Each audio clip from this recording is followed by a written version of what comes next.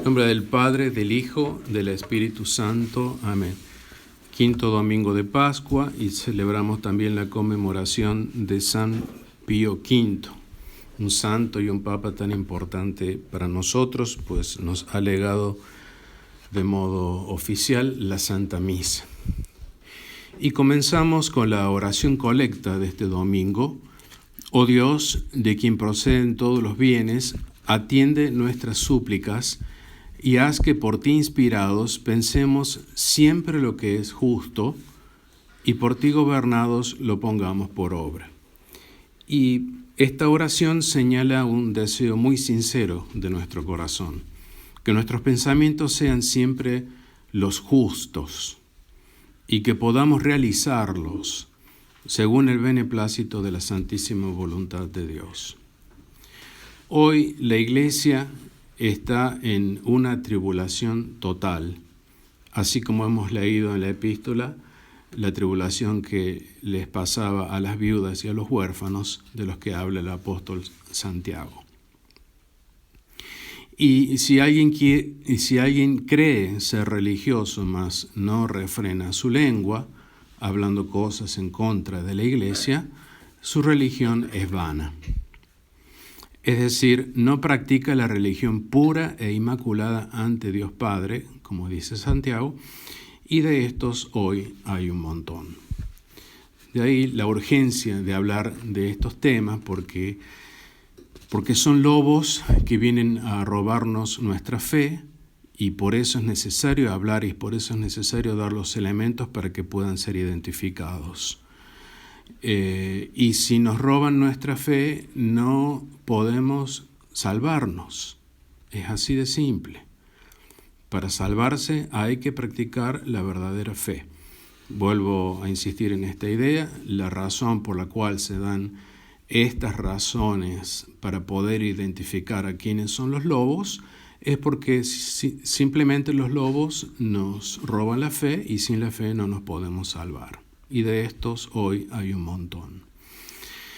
El deber que le corresponde al verdadero Papa, indicado en el Común de Sumos Pontífices, creado por el Papa Pío XII, conforme al introito de esa misa, también le corresponde a los obispos y sacerdotes. El mismo deber del Papa es el deber de los obispos y de los sacerdotes. Si es que aman a Jesús, ciertamente. Porque hay hay obispos y sacerdotes que no aman a Jesús. Apacentar los corderos y las ovejas de Jesús. Ese es el deber del Papa. Los cuales representan toda la Iglesia, es decir, los prelados y los fieles. Reza el decreto del Común de Sumos Pontífices de Pío XII, dando la razón de su creación. Por esto él crea esta misa nueva para los papas, para defender de los crueles ataques de los enemigos de la Iglesia contra sus supremos pastores y para honrar más la dignidad de origen divino que poseen los sumos pontífices y venerar con mayor culto a aquellos de entre ellos que se destacan por su santidad. Es decir, Pío XII consciente de los ataques a los papas. Pío XII consciente de los ataques a los papas. Estamos hablando de los 1950. Y también para honrar más la dignidad de origen divino, esto es muy importante. El papado, el papa, no el papa porque es una persona humana, pero sí la investidura del papa, es de origen divino, o son de origen divino. Y por eso se ataca al papado y al papa por ser de origen divino. Se lo ataca como se lo ataca a la Iglesia.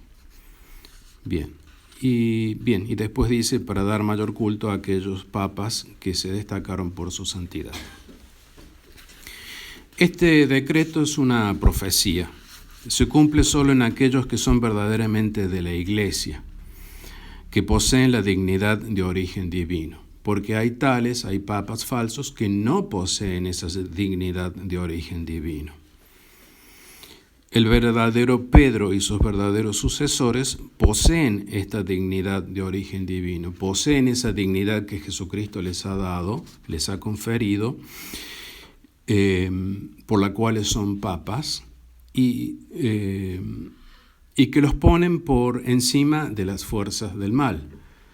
El Papa, por estar investido de una fuerza de origen divino, el papado, por estar investido de una fuerza de origen divino, está por encima de todo aquí en la tierra. No por encima de Dios, no por encima de Jesucristo, pero todo lo que sigue en la creación, todo en la tierra y el mal mismo, el Papa está por encima de eso. Por ser de origen divino su investidura, el Papa está por encima de las fuerzas del mal. Y como tal, ha podido siempre en la historia de la Iglesia regular o detener la acción del mal.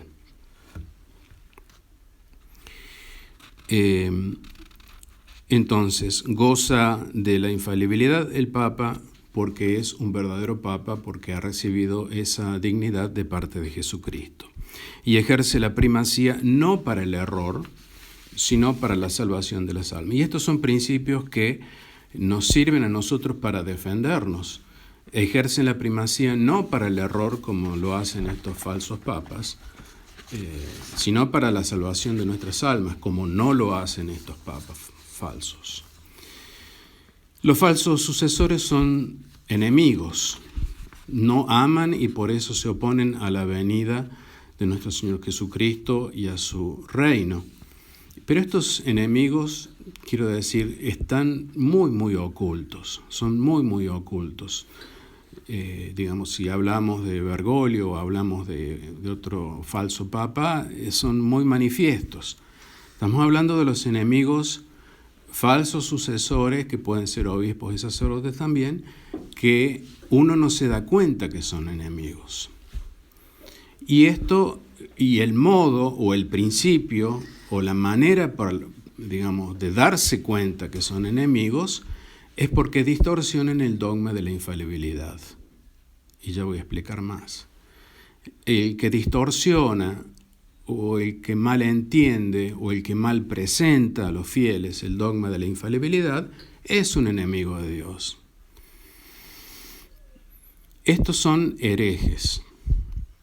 Dice San Pablo a Timoteo, los hombres malos y embaucadores irán de mal en peor, engañando y engañándose. Y lo hacen de manera urgente, esta distorsión del dogma de la infalibilidad, lo hacen de manera urgente y despiadada porque al enemigo le queda poco tiempo. Entonces, cada vez más, o cada vez que el enemigo vaya perdiendo más tiempo, más despiadada va a ser la lucha en contra de la dignidad divina que Cristo le ha dado al Papa. Mayor va a ser la lucha en contra de la Iglesia, y eso significa una lucha en contra de cada uno de nosotros que tratamos de ser fieles a la Iglesia porque quieren arrebatarnos de la verdadera fe de la Iglesia. Dios Padre hace oídos sordos a las peticiones de estos obispos y sacerdotes enemigos, porque no les piden lo que es justo y verdad. No le piden con amor y en comunión con la verdad, sino que le piden estando en comunión con los herejes. Dios no escucha sus oraciones.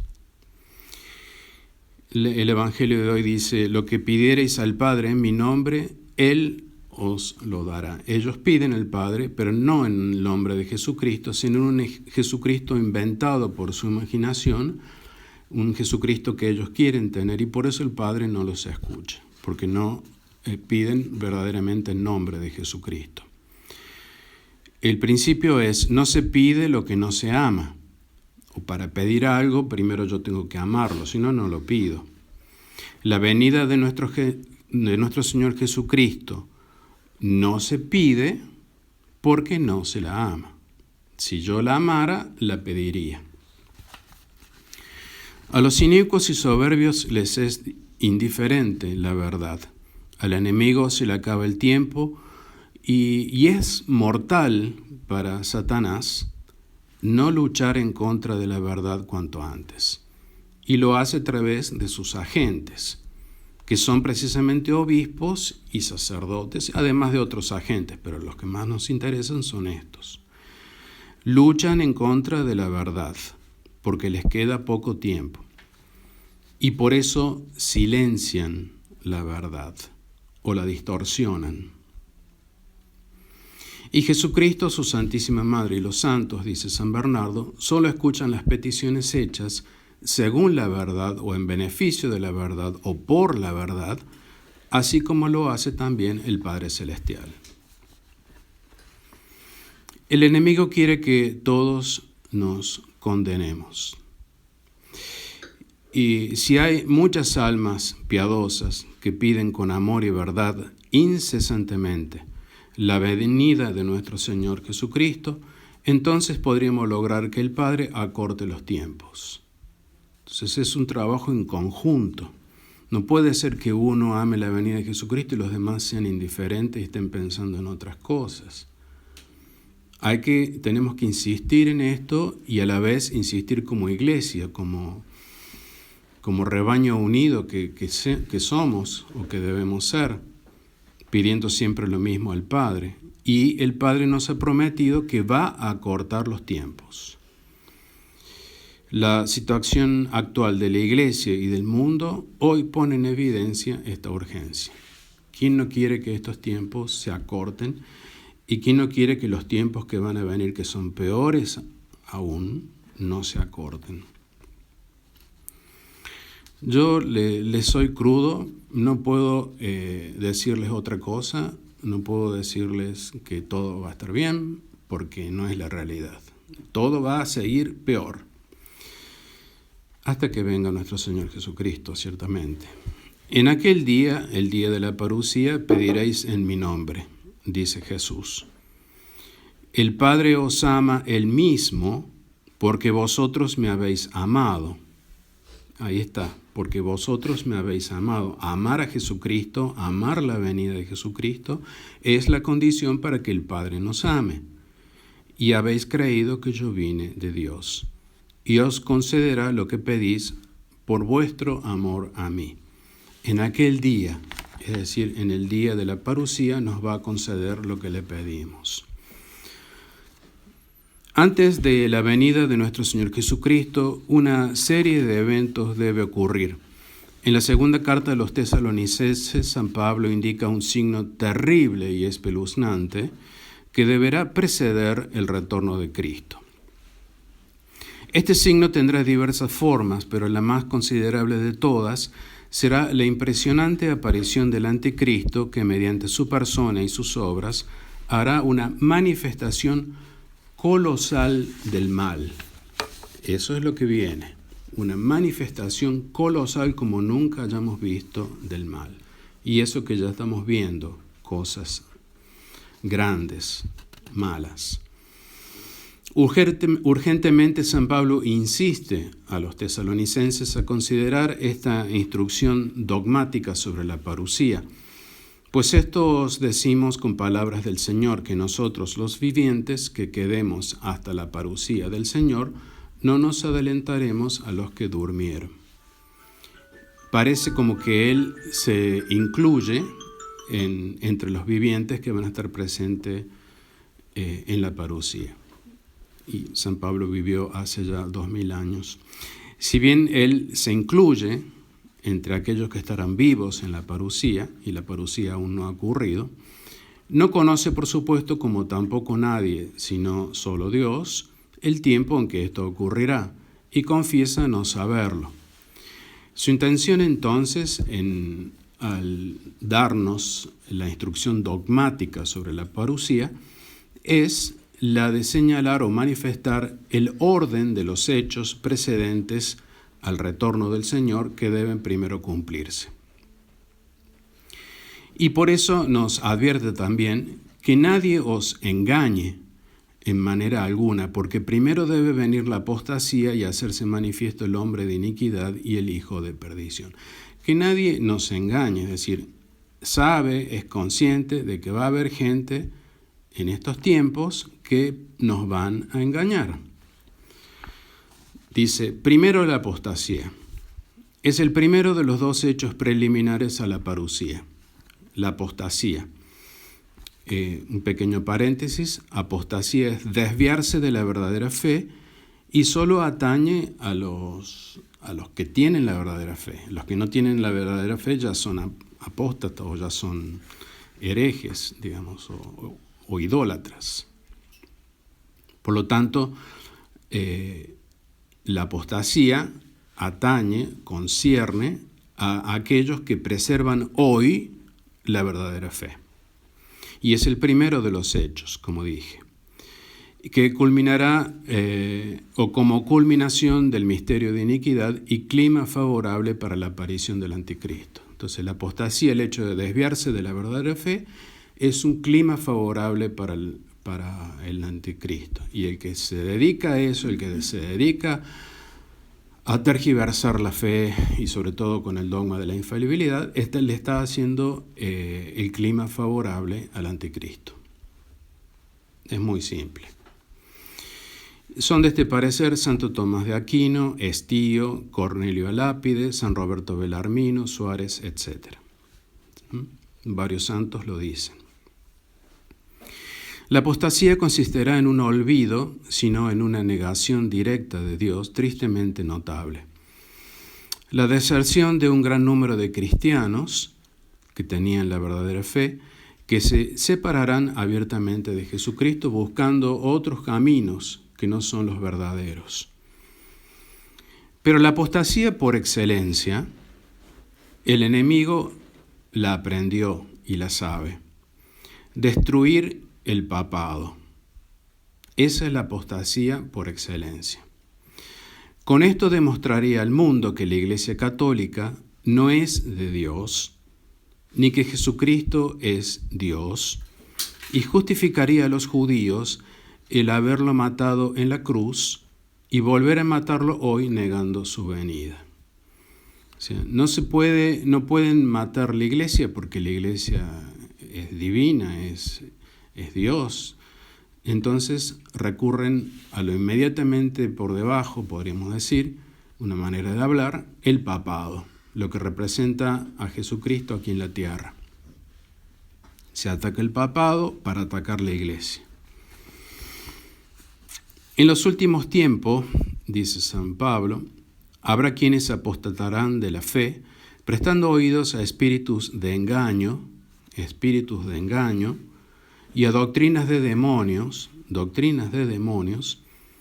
y por su parte San Pedro declara que habrá falsos doctores que introducirán furtivamente sectarismos perniciosos. Entonces tenemos aquí espíritus de engaño, doctrinas de demonios y sectarismos perniciosos. Y San Pablo ya nos había dicho antes que no seduzca nadie en alguna manera. Espíritus de engaño, tal como el espíritu de esperar y soñar con la venida de un papa benévolo que restaurará la Iglesia. Ese es un engaño. Eso es pensar que o querer o trabajar para que venga un papa es un engaño, una pérdida de tiempo. No porque lo diga yo, sino porque lo dice la Sagrada Escritura. Es un engaño. Y a la Sagrada Escritura no se la tiene en cuenta cuando llega el momento de evaluar todas las variables que son necesarias para decir, bueno, ¿qué es lo que va a suceder de ahora en más con la Iglesia? Que no venga un papa está dicho en la Sagrada Escritura, no así con esas palabras, pero está inferido en las Sagradas Escrituras. Entonces son hipócritas. Hipócritas son aquellos que piensan que por unos hombres que parecen ser papas, pero no lo son, Roma nuevamente triunfará. O por un posible papa que, digamos, podría ser verdadero, pero es casi imposible, Roma va a triunfar. Y si esto sucediera así, ¿dónde está la promesa de nuestro Señor Jesucristo de volver de nuevo? ¿Dónde está su justicia? Esa variable a la hora de considerar qué va a pasar con el Papa, que no lo hay hoy en la Iglesia, debe ser tenida en cuenta. El hecho de que Jesucristo va a volver y a reinar y a triunfar y a cumplir su promesa y su justicia. O sea, no es una venida cualquiera, es una venida que nos indica que el papado debe ser removido, debe ser removido. Eso lo dice la Sagrada Escritura. Y como lo estamos viendo, ciertamente. Hipócritas de aquellos que esperan una restauración de la Iglesia, así como la hemos conocido por 2000 años, y no esperan la parucía de nuestro Señor Jesucristo y su reino, variable que no tienen en cuenta, como los restauracionistas, los conclavistas, que quieren convocar un cónclave, no sé quién lo va a convocar, ni con quiénes van a participar de ese cónclave, y cómo el Espíritu Santo va a elegir un papa de ese cónclave. Eso es, metafísicamente imposible. Y los que sostienen también la tesis papa material y papa formal, que es una ridiculez.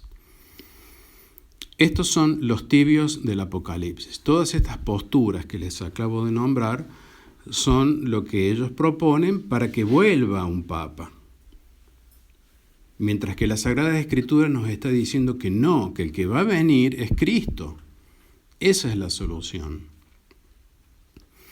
Digo, todas estas posturas o estas personas son los tibios del Apocalipsis que rechazan la doctrina de nuestro Señor Jesucristo. Como dicen bien el Apocalipsis, porque eres tibio, ni hirviente, ni frío, voy a vomitarte de mi boca.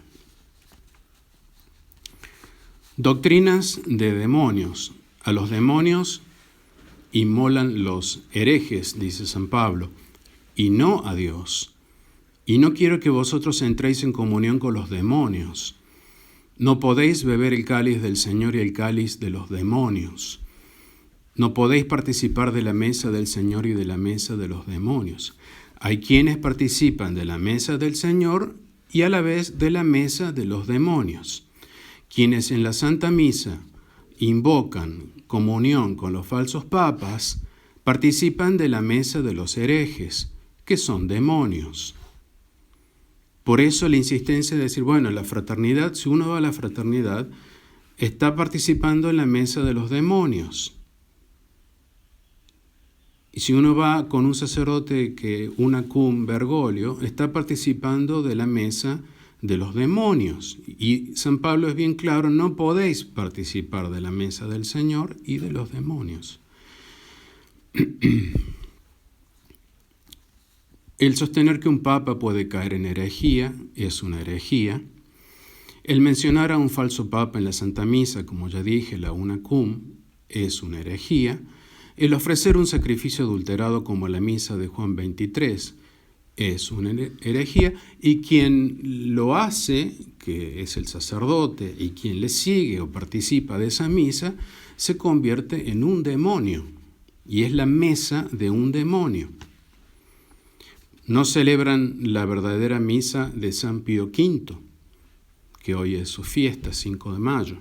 Por eso, atención, estos son principios, porque cualquiera de nosotros puede fácilmente caer en esto. Cualquiera de nosotros puede resbalar. No estamos exentos de no resbalar y caer. Lo que pasó, por ejemplo, en Bogotá, tras la muerte del padre Méramo, que en paz descanse, pero muere este padre que les insistía que Monseñor Altamira y el Padre Pío no son verdaderos sacerdotes, no son verdaderos obispos, y por lo tanto, después de la muerte, ¿qué sucedió? Todos los fieles que él tenía en Bogotá, volvieron a la fraternidad. Esa es la realidad.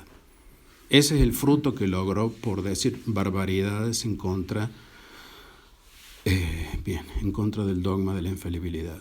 Volvieron a la fraternidad. O sea, volvieron a la mesa de los demonios.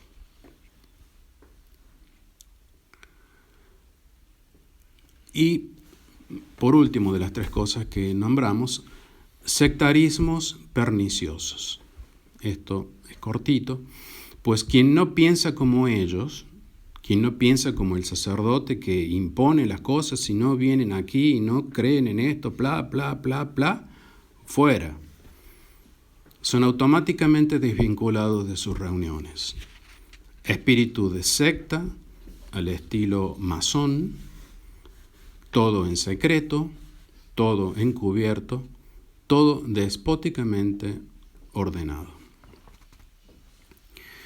Bien, todos estos tres puntos que acabo de desarrollar hasta ahora apuntan principalmente a la negación del dogma de la infalibilidad.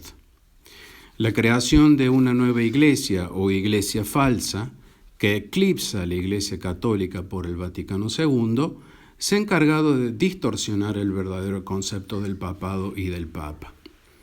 ¿Por qué distorsionar el verdadero concepto del papado y del papa? Porque se quiere hacer creer que el papado y el papa sigue vigente, pero sigue vigente a través de una distorsión, no a través de la realidad, no querido por Dios, no elegido por el Espíritu Santo. La élite del mundo, el judaísmo sionista, las instituciones de los foros de economía de Davos y San Petersburgo, los grandes magnates son quienes manejan el mundo y el falso papa es un dependiente a sueldo de ellos. Solo en este sentido la figura del papa podría ser aceptada hoy por el mundo, por la sociedad. Un papa aggiornato al mundo, un papa según el mundo, mas no un papa que venga a imponer dogmas y sana doctrina. Esa es la distorsión que ha logrado ya y quiere seguir el Vaticano II en contra de la Iglesia. Y los apóstatas están en gran parte en las filas de la Iglesia. No es un fenómeno nuevo, siempre los ha habido, pero sí es nueva la intensidad con la que se manifiestan en los últimos tiempos. La cantidad de apóstatas que hay en los últimos, casi todos son apóstatas, sin temor a exagerar. Dice San Juan: hijitos, es hora final y según habéis oído que viene el anticristo, así ahora muchos se han hecho anticristos, por donde conocemos que es la última hora. Y estos infectan a otros, como lo que sucede con la misa unacum. Los pobres fieles que participan de sus inmundicias, tal vez sin culpa, pobres fieles, son sus víctimas. Inmundo es lo que me ofrecen en este lugar, dijo Dios al profeta Ageo. O sea, Dios sabe que le están ofreciendo un sacrificio inmundo. Y San Pablo enseña: poca levadura pudre toda la masa. Y esto viene aceptado por un gran número de católicos e incluso por el ámbito de la jerarquía de la Iglesia, obispos y sacerdotes. He aquí la apostasía, dice San Cirilo de Jerusalén, porque los hombres abandonan la verdadera fe. La apostasía entonces como el primer hecho preliminar antes de la parusía. La estamos viviendo, la estamos sufriendo, la estamos viendo. El segundo de los hechos preliminares a la parusía consistirá en una manifestación terrible del mal, directamente opuesta a la manifestación de Cristo, de donde precisamente le viene el nombre de Anticristo. Este enemigo de Dios y de los hombres recibe otros dos nombres característicos. Es llamado también el hombre de iniquidad y también el hijo de perdición. El hombre de la iniquidad, el hijo de perdición, el promotor de todo mal y opuesto a todas las leyes divinas, es condenado de antemano a la destrucción, a la ruina, consecuencia necesaria del pecado, consecuentemente es el maldito por antonomasia. Las circunstancias principales de su manifestación exterior, cuando venga, y de su conducta pública, están narradas en el versículo 4. Dice así: el adversario, el que se ensalza sobre todo lo que se llama Dios o sagrado, hasta sentarse él mismo en el templo de Dios, ostentándose como si fuera Dios. Aparecerá primero como el opositor, ya sea de Dios, ya sea de Cristo, a quien nunca dejará de oponerse de mil maneras. Actuará a través de una serie ininterrumpida de agentes del mal, como ya dijimos, sobre todo de sacerdotes y obispos, que se oponen y se opondrán a la doctrina y a la obra de Cristo. Porque han salido al mundo muchos impostores que no confiesan que Jesucristo viene en carne. En esto se conoce al seductor y al anticristo, dice San Juan. No confiesan que Jesucristo viene en carne. No confiesan la parusía. Eso es lo que está queriendo decir. Y por eso San Juan los identifica como que tienen el espíritu de seducción del anticristo. El que no confiesa la parusía está seduciendo a la gente o induciendo a la gente por otro camino. En el sentido más absoluto del término, ese espíritu de seducción que tienen estos sacerdotes y obispos es el enemigo acérrimo de Dios y de Jesucristo. Allí está el enemigo. Se ensalzará excesivamente el anticristo contra Dios y Jesucristo, relieve sorprendente de la oposición, hasta llegar a querer ocupar el lugar de Dios mismo y ser adorado por los hombres. Se pondrá sobre todo aquello que se llama Dios o es objeto de adoración. El hombre de iniquidad no solo hará la guerra al verdadero Dios, por eso la apostasía primero, la guerra al verdadero Dios y a la verdadera religión, sino también a todos los cultos existentes, que son ciertamente cultos falsos, pero son cultos de alguna manera. Le va a hacer la guerra incluso a esos cultos falsos, porque querrá ser adorado él solo. Es decir, él quiere ser adorado por los católicos, los verdaderos católicos, pero también quiere ser adorado por, no sé, los budistas, por los hinduistas, por los musulmanes, por todo el mundo. Él quiere estar solo como Dios. Así como el impío príncipe de quien el profeta Daniel dibuja un vivo retrato del anticristo. Daniel decía de este príncipe: hará lo que quiera, se engrandecerá sobre Dios, hablará cosas espantosas contra Dios y prosperará hasta que cumpla la ira.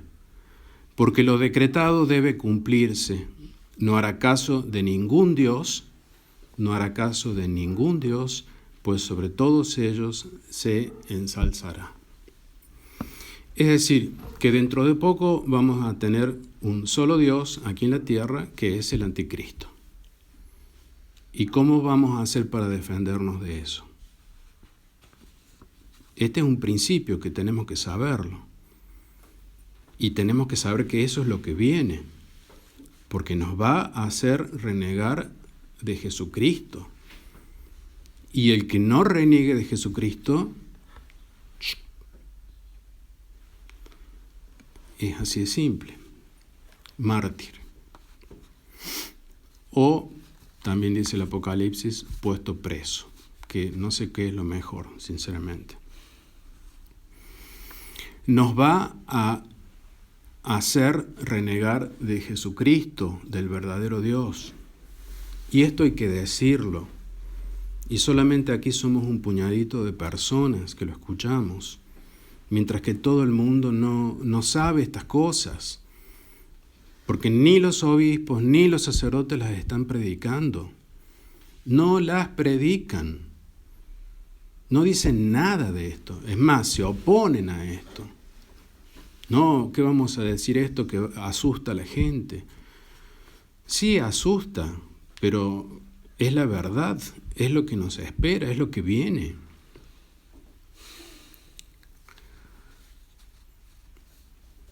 Por medio de prodigios diabólicos, el anticristo pretenderá demostrar que Él es Dios. Por eso Bien, un pequeñísimo paréntesis, toda la tecnología, el anticristo se va a poner como Dios, se va a presentar en figura humana, aquí, allá, aquí en la China, en Argentina, en Francia, en todos lados, como si fuera Dios. Bien, pero es un prodigio diabólico. Y la última parte del sermón. ¿Qué es lo que detiene hoy aún la manifestación del anticristo? Los tesalonicenses lo sabían. Son los únicos que lo sabían en la época de los primeros siglos. El mismo Pablo se los había dicho. Ahora ya sabéis qué es lo que le detiene, para que su manifestación sea a su debido tiempo. El debido tiempo es ahora, los últimos tiempos. Pero ellos ya sabían qué es lo que le detenía. Mas, cuando haya desaparecido lo que le detiene, el hombre de pecado podrá entonces manifestarse libremente en un tiempo que él considerará como propio, según permisión de Dios en sus designios providenciales. Cuando desaparezca entonces esto que lo detiene. La revuelta en contra de Dios y su ley, San Pablo la llama el misterio de iniquidad que ya está operando ciertamente y estuvo siempre operando desde los comienzos de la humanidad, el misterio de la iniquidad. Y San Pablo entiende este fenómeno, este misterio de la iniquidad, este misterio, porque es un misterio, como un grado extraordinario de oposición a Dios, una suerte de concentración de la malicia humana, que yo me atrevo a decir que lo estamos viendo al menos en su principio, un alto grado o extraordinario grado de oposición a Dios, no oposición de la gente común, que también la tiene, oposición de los sacerdotes y obispos, y a la vez una suerte de concentración de la malicia humana. Pues esta malicia ya está operando, sobre todo en momentos de la humanidad en que las crisis han sido más violentas e intensas. Pero el misterio de iniquidad consiste en que la mayoría de los hombres son incapaces, como todavía lo son hoy, de relacionar estos rasgos de iniquidad, este exceso de maldad que les hablaba recién, extraordinaria oposición a Dios y concentración de la malicia humana, con el futuro advenimiento del anticristo. Este misterio, entonces, lo más grave que tiene este misterio es la incapacidad de relacionar estas dos cosas, el exceso de maldad con el advenimiento, con la venida del anticristo. Y esto atañe particularmente a los obispos y sacerdotes que no aman la venida de nuestro Señor. Esto quiere decir que no leen los signos de los tiempos y por eso muchos de ellos son seductores y anticristos, como los llama San Juan, pues no advierten a las ovejas de los peligros del inminente lobo. Habrá persecuciones más graves todavía de las que la Iglesia haya sufrido desde siglos. Es Satanás quien dirige la persecución. Afortunadamente está la gracia de Jesucristo, que también actúa misteriosamente para salvar a los suyos. Pero el anticristo no hará su aparición sino hasta que el obstáculo que le impide aparecer, que en griego San Pablo pone catejón, haya sido quitado del medio. Es bastante difícil determinar qué cosa sea este catejón, este obstáculo, y ha habido innumerables interpretaciones divergentes a lo largo de los siglos. 2 veces menciona San Pablo este obstáculo y no se menciona más en toda la Sagrada Escritura.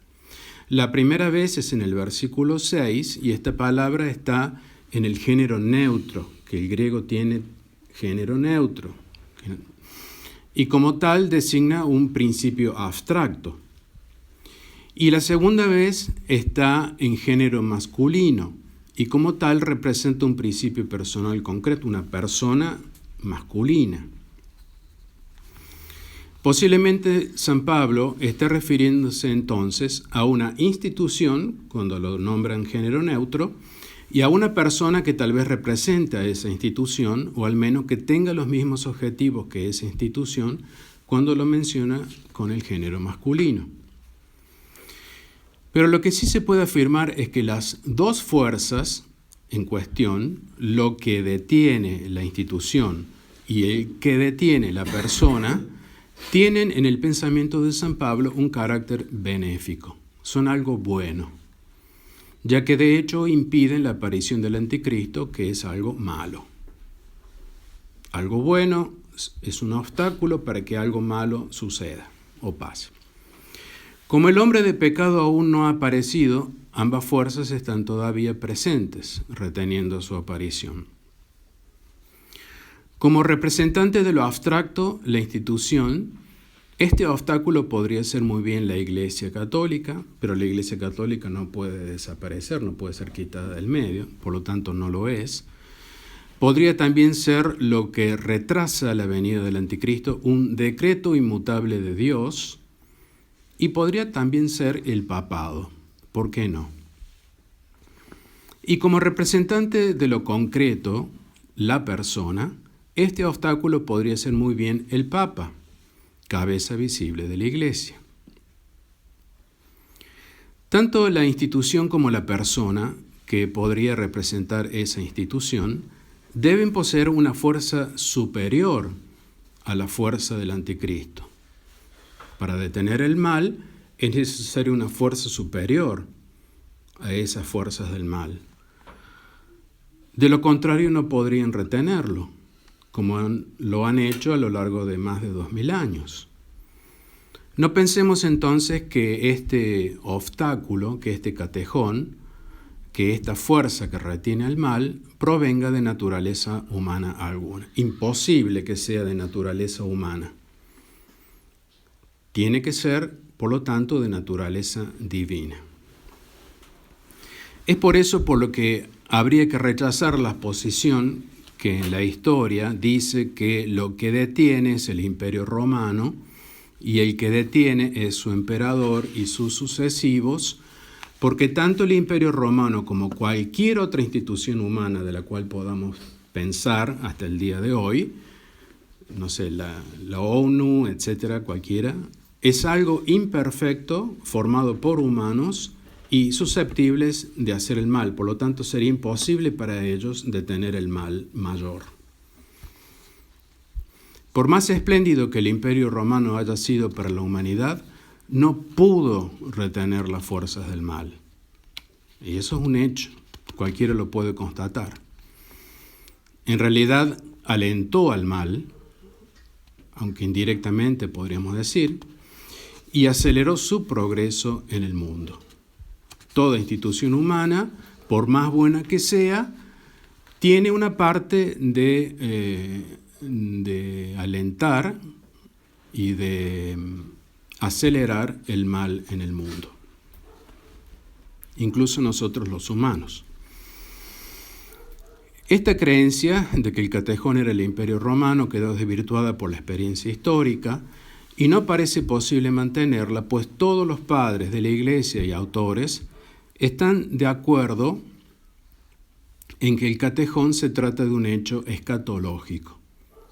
El Imperio Romano pasó hace 2000 años y estamos hablando de un hecho escatológico, es decir, del futuro, es decir, los últimos tiempos, puesto que el mismo Jesús anunció que cuando Él venga no encontrará fe en la tierra.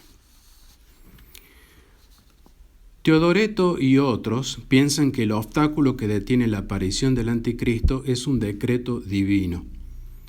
Así lo dice el Salmo: yo hablando Jesús, promulgaré ese decreto de Dios. Él me ha dicho, tú eres mi hijo, yo mismo te he engendrado en este día. Es el día en que el Padre sienta a su diestra al Mesías resucitado.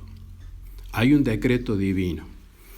Y ese decreto divino va a ser publicado por nuestro Señor Jesucristo cuando el Padre le haya puesto a todos sus enemigos bajo sus pies. El decreto del Padre entonces comporta esperar, como dice San Pedro.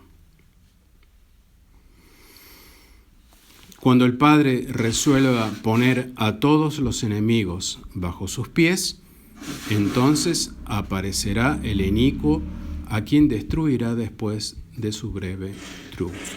Por lo tanto, el Catejón puede ser muy bien este decreto divino. Si Dios ha querido dejar esta palabra Catejón en la penumbra, porque todavía sigue en penumbra, ello es sin duda porque hay cosas que solo se entenderán a su hora. Y los hechos que vemos posiblemente estén ya indicando que esa hora se está ya mostrando a los ojos de quienes quieren interpretar los signos de los tiempos, sobre todo en el ataque hecho al dogma de la infalibilidad. Hay cosas que Dios se ha reservado en penumbra para que se entiendan cuando llega el momento preciso, su hora. Y parece ser que esta cosa que está en penumbra, este Catejón, ha llegado ya su hora de poder interpretarla. Y lo decimos basados en los ataques que recibe el dogma de la infalibilidad, por todos lados y todo el mundo. A mayor descrédito de este dogma, mayor descrédito de la Santa Iglesia Católica, porque la Iglesia Católica tiene que ser vencida, es lo que quieren. A mayor empeño en que este Catejón sea removido, más libremente actuarán las fuerzas del mal. Finalizando, como ambos, institución y persona, están investidas de carácter divino, como ya dijimos, porque el papado es de carácter divino, la persona del Papa recibe una investidura divina por orden de nuestro Señor Jesucristo, por ser el Papa la cabeza visible de la Iglesia, tienen una fuerza superior a las fuerzas del mal, superior al anticristo, es capaz de retener la aparición del anticristo. Se podría concluir perfectamente que el Catejón del que habla San Pablo es el Papa y el papado. También porque, como ya habíamos mencionado, ambas palabras referidas a este algo que no sabemos qué es, están dos veces, una en neutro, indicando una institución, el papado, y otra en masculino, indicando una persona masculina. La experiencia nos dice que desde el 28 de octubre de 1958, cuando fue elegido Juan XXIII, fue removido de la Iglesia el Papa. Eso no lo podemos negar, nadie puede negarlo. Ese día de octubre del 58 es el día en que el Espíritu Santo dejó de elegir a un Papa. Fue removido. Y desde entonces solo nos queda esperar la parucía. Se comprende entonces el ataque feroz en contra del dogma de la infalibilidad. Todas las herejías dichas en contra de este dogma tienden a hacer creer que hoy aún hay Papa válido, como la tesis material formal, como que un hereje puede ser Papa o un Papa puede caer en herejía, y como la posibilidad de elegir un Papa en un cónclave.